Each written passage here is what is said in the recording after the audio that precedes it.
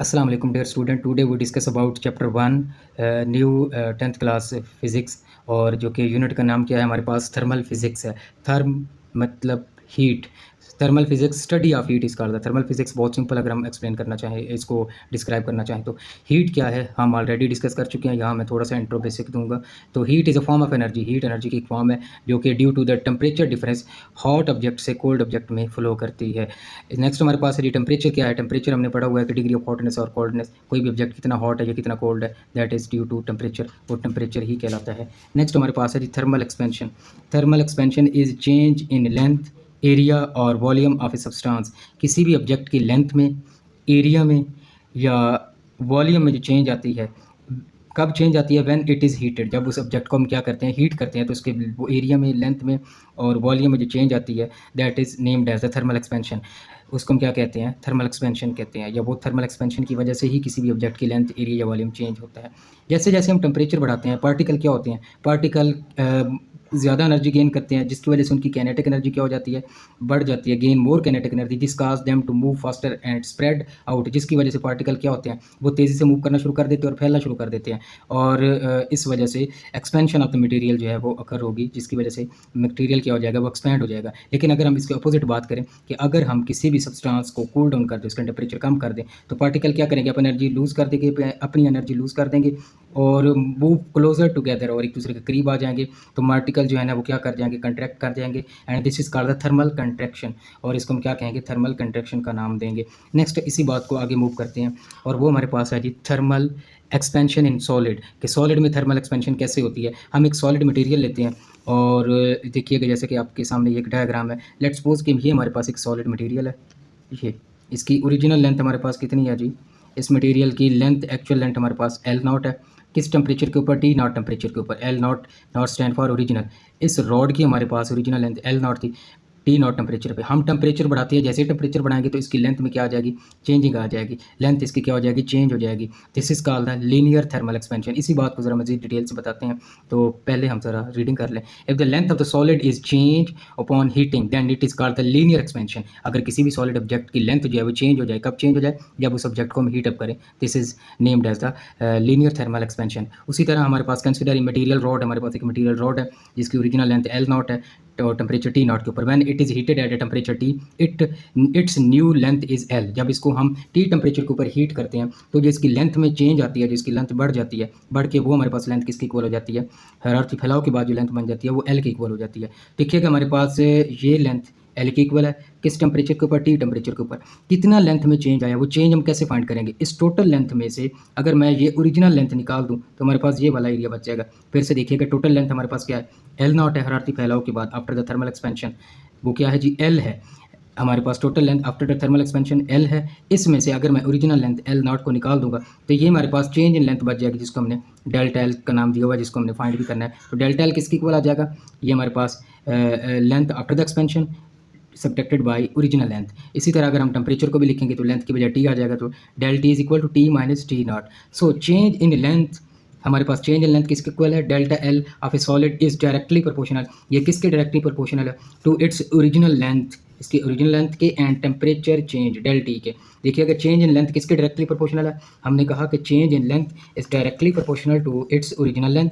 जैसे जैसे इसकी लेंथ चेंज आएगी वो किसके डायरेक्टली प्रोपोर्शनल होगा? जितना टेम्परेचर चेंज होगा उसको हम मल्टीप्लाई कर दें ओरिजिनल लेंथ से। तो इसी बात को अगर हम मैथमेटिकली लिखना चाहेंगे तो कुछ इस तरह रिलेशन बनेगा। देखिएगा, change in length is directly proportional to the original length and change in temperature. Proportionality sign को अगर हम खत्म करेंगे तो कांस्टेंट ऑफ प्रोपोर्शनलिटी आएगा। चेंज इन लेंथ किसके इक्वल आ जाएगा? ये कांस्टेंट ऑफ प्रोपोर्शनलिटी अल्फा है, L not del T. Alpha की अगर हम वैल्यू निकालेंगे, देखिएगा ये वाला फैक्टर इक्वेशन के दूसरी तरफ जाकर क्या हो जाएगा? इक्वेशन की दूसरी तरफ जाकर डिवाइड हो जाएगा, तो हमारे पास अल्फा किसके इक्वल आ जाएगा? Change in length divided by L not del T.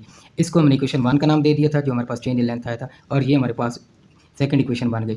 और सेकंड इक्वेशन से ही हमने क्या किया? अल्फा की वैल्यू फाइंड की। इक्वेशन नंबर 2 को देखिएगा, डेल एल किसके इक्वल है जी? Alpha L not del T. और डेल्टा हमने किसके इक्वल पढ़ा था? शुरू में ही हमने पढ़ा था कि डेल्टा इज इक्वल टू, हमने शुरू में बात की थी delta L is equal to L minus L naught इसकी वैल्यू थी, तो इसकी जगह एक्चुअल वैल्यू पुट करते हैं। डेल्टा किसकी equal L minus L naught alpha L not del T. ये वाला फैक्टर इक्वेशन के इस तरफ माइनस हो रहा है, इस तरफ आकर जमा हो जाएगा, तो एल किसकी इक्वल आ जाएगा, L is equal to L not plus alpha L not delta T. इन दोनों में से एल नॉट के फैक्टर को कॉमन ले ले, हमारे पास यहाँ पे 1 बच जाएगा, अल्फा एल नॉट कॉमन जा चुका है, del T 1 plus alpha del T, L naught is equal to L.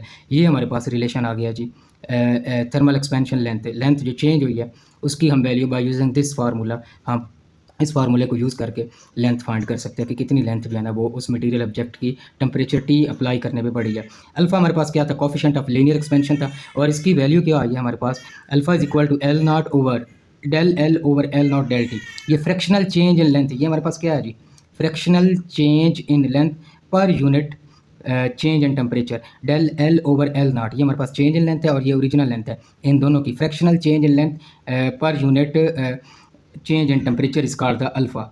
ये हमारे पास अल्फ़ा का जो है ना डेफिनेशन होगी। ये लीनियर एक्सपेंशन थी। अब हम वॉल्यूमेट्रिक थर्मल एक्सपेंशन पढ़ते हैं, तो बिल्कुल इसी तरह थोड़ा सा फ़र्क है, अगर आप गौर करेंगे तो इंशाल्लाह आपको समझ आ जाएगी। क्योंकि जहाँ जहाँ हमारे पास लीनियर थर्मल एक्सपेंशन में एल आया था, एल की जगह हम क्या लिखेंगे, वी लिख देंगे वॉल्यूम की वजह से, ठीक है। और जहाँ पर एल नॉट आया था वहाँ पर क्या लिख देंगे, वी नॉट लिख देंगे।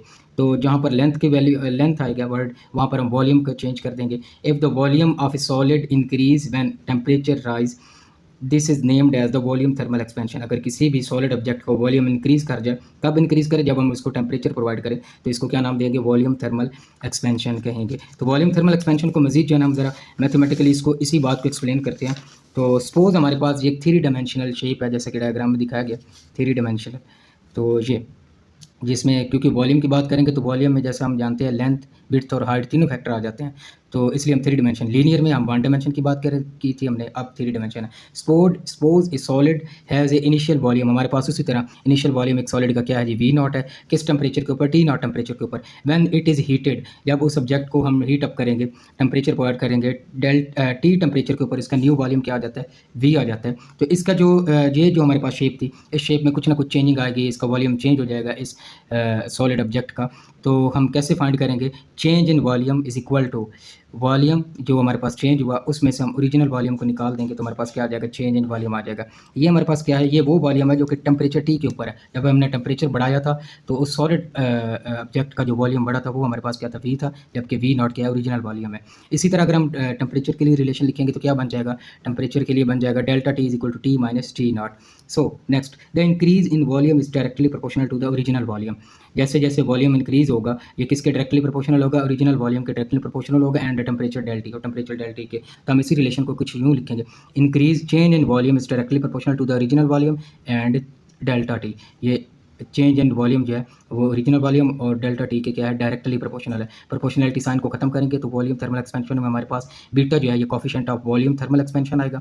तो del V is equal to beta V not del T, ठीक है। हमारे पास डेल्टा वी किसके इक्वल था, ये ऊपर ही हमने लिखा हुआ है वी माइनस वी नॉट के, तो इसकी वैल्यू पुट कर देंगे, V minus V naught is equal to beta V not del T. ये वाला फैक्टर इक्वेशन किस तरफ माइनस हो रहा है, दूसरी तरफ जाकर प्लस हो जाएगा, वी किसके इक्वल, V not plus B beta V not del T. इन दोनों में से वी नॉट को कॉमन है, यहाँ 1 बच गया, ये बीटा और ये डेल्टा टी। ये हमारे पास वी किसके इक्वल आ जाएगा, B is equal to V naught into 1 plus beta delta T.